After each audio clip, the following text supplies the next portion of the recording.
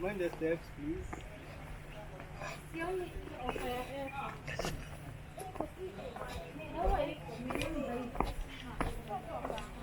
Going into the caves.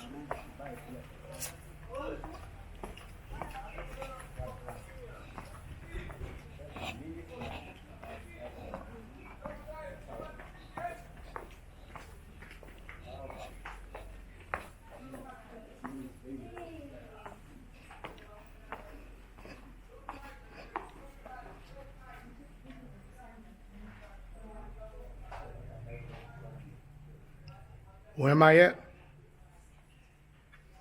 What is this place called? Shimoni Caves. Shimoni Caves.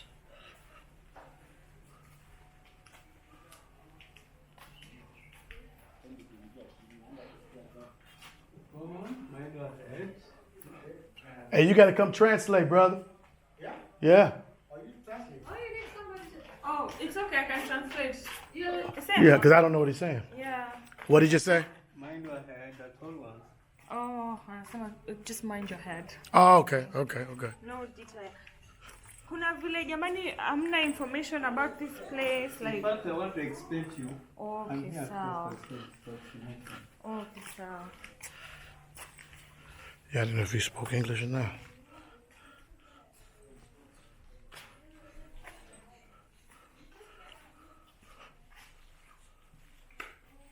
Cave.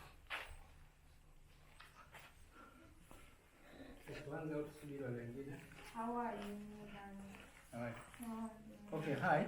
Hello. Okay, my name is Nasir. Nice to meet you. Good to meet you. So, welcome to Shimoni. In Swahili, the word Shimoni means the place of the caves. The caves are an interesting historical site and we invite you to visit them while you are in Shimoni. These caves were formed millions of years ago by tiny coral polyps under the sea. Over the millennia, the coastline has been forced upwards by the movement of tectonic plates until what was once a very beautiful coral reef is now a dry land. There are several caves once joined together and reputed to extend some 5 kilometers inland. Due to siltation, the floor has risen, blocking off access to the further caves. What we see now is only the main entrance cover. In the 18th to 19th centuries, at the height of the infamous slave trade, the big slaving dhows from Arabia came down on the monsoon wind to the east coast of Africa, returning with their miserable human cargoes of slaves. These slaves were captured by the Arab caravans in hinterland, often after burning and sacking the whole villages in the most brutal circumstances, and then eventually shipped to the famous slave market in Zanzibar for onward shipment to Arabia. Thousands died on their march, their bodies left by the roadside to be eaten by wild animals. Of those that did reach the coast, many never made it to Arabia, dying of diseases or just plain despair in the atrocious conditions of the overcrowded holds of the slave ships. The sharks learned to follow in their way for the daily harvest of the dead corpses that were thrown overboard. So the slaves who were captured from hinterland were entered from the further caves. There are some other caves, we call them the three giant sisters caves. Those caves are connected to this one. So the slaves were entered from there, coming underground up to here. So this was a warehouse for the slaves. Wow. In front of us is a well with semi-salt water. So this is a natural well, no more dug, it is cemented. So there is a well being the cave connected to this one underneath, as well as the sea. So when the sea is high tide, water comes up. And when it is low tide, the level goes down. So this water was used by the Arabs to give the slaves for drinking. So the slaves were given this water. Wow. So it wasn't even clean. Just before that. So it is almost certainly that these caves were used by the Arabs as a slave pen where the slaves were held pending the arrival of the ship to take them on to Zanzibar. There are some metal rings attached on the wall and a piece of rusted chain found in the cave. So just come and see.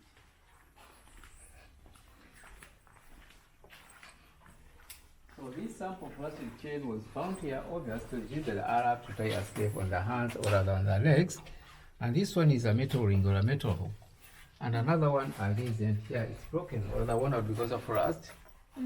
So here is where a slave was chained like this and severely punished, while others are looking not to repeat the same mistake. For example, if a slave was would chained and punished. So it was the only torturing chamber for the slaves. Wow. And people still want to go to Europe. Can you do that position again? How the slave was? And then whipped at the back. Yeah. Wow. Let's proceed, please. Jesus.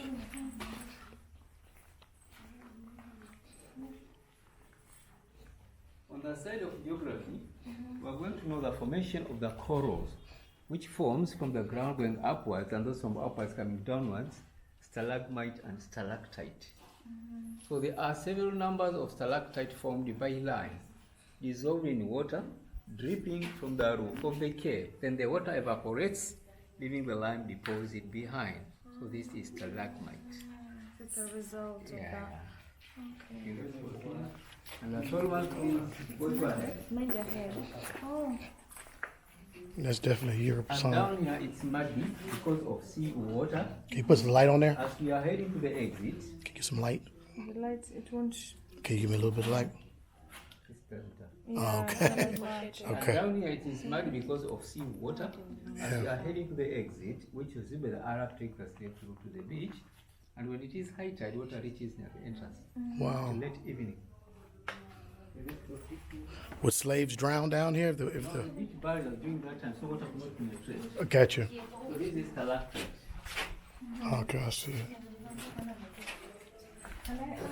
Yes. You know when they were taken to the Zanzibar, is that when It was then decided if they're gonna be taken abroad. In fact, Zanzibar was the biggest famous slave market in East Africa.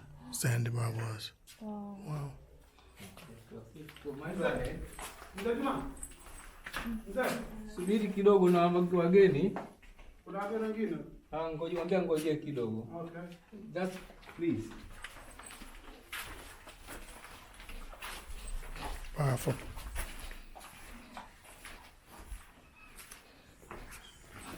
See birds over there? We call them fruity birds.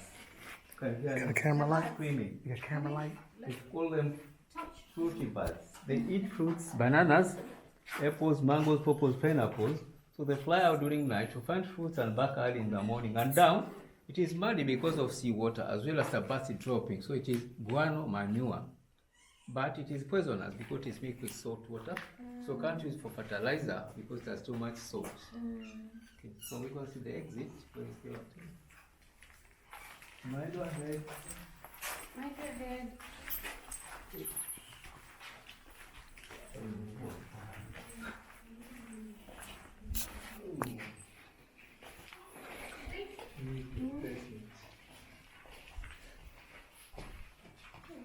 So here, as we are nearby the sea, 20 meters, when the sea is high tide, water reaches near the entrance. So that was the only exit, which was used by the Arabs to take thousands and thousands of slaves through to the beach, then on board to Zanzibar. Yeah, due to sand, which was brought by seawater, the floor has risen, so we can never go down to the beach. But the community is currently planning to dredge the sand so that the guests will get out from the beach.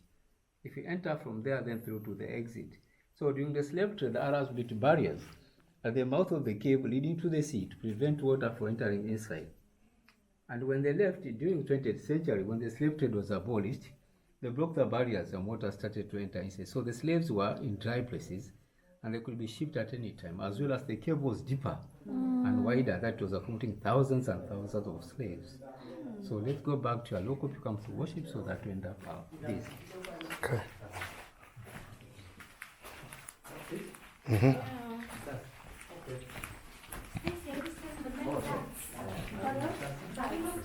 Mind your head. Yeah. He explained. He called them. They eat fruits and bananas. Mind your head. People was in caves. by the Arab slave trade.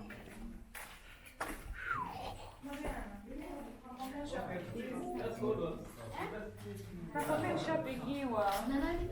Nani tena?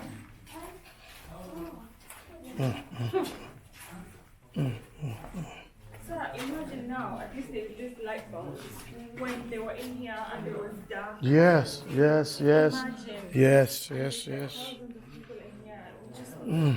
Thousands of people in here. Thousands of people in here. Just imagine the situation, the heat, the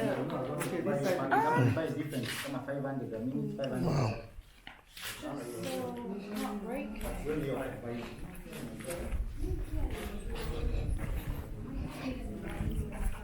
Yeah. Like, have they not done enough already? Wow.